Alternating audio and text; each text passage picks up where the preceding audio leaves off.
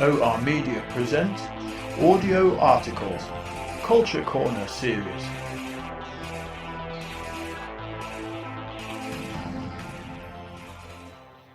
The Akenfield Poet by Redwald OR.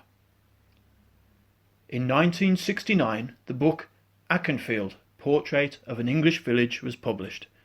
Its author, Ronald Blythe, had embarked upon a literary quest of great detail and depth by visiting an unnamed village in Suffolk.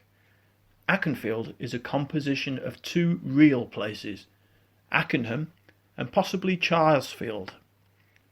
Armed with a tape recorder and notepad, and proceeded to interview the very real inhabitants, although their names were changed. The book's introduction opens enticingly with, "The village lies folded away in one of the shallow valleys which dip into the East Anglian coastal plain."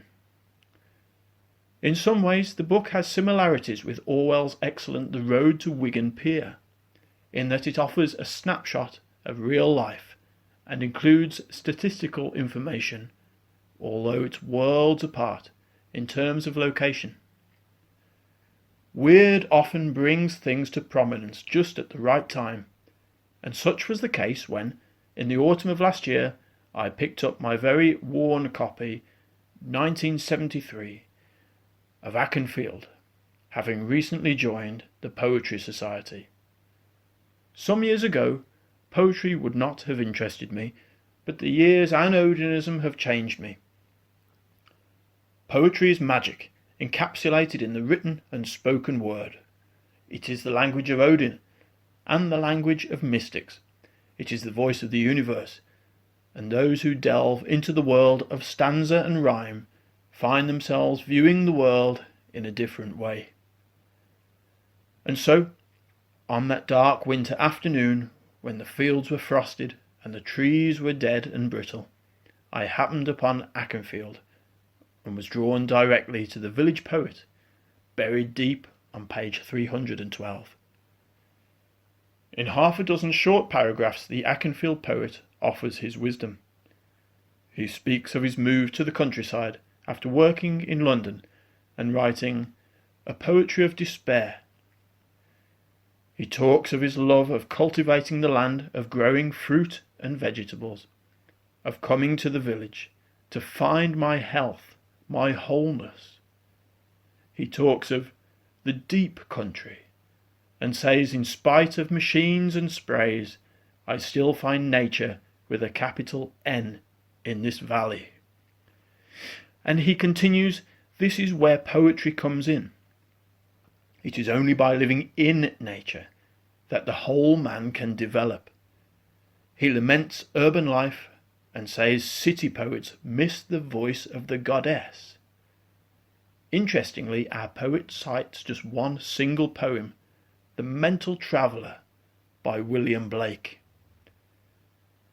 The Akenfield poet has purposefully alienated himself from both city and city-minded individuals, and could be considered a heathen in regards to the term living on the heath. Heathen is a term for which many Odinists do not like, as they say it does not adequately describe what Odinism is. For me, the word heathen is a mindset for someone who thinks in a different way to the masses.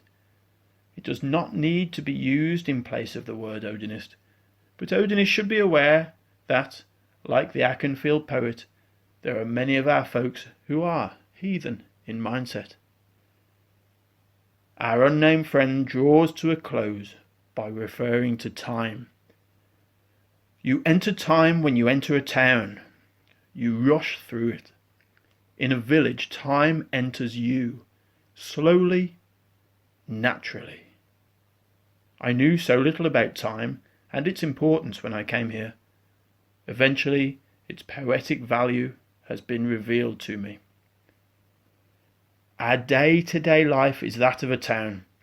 Through meditation, exploration of the poetic mead, and continual striving towards Odin consciousness, we shall slowly allow time to enter us.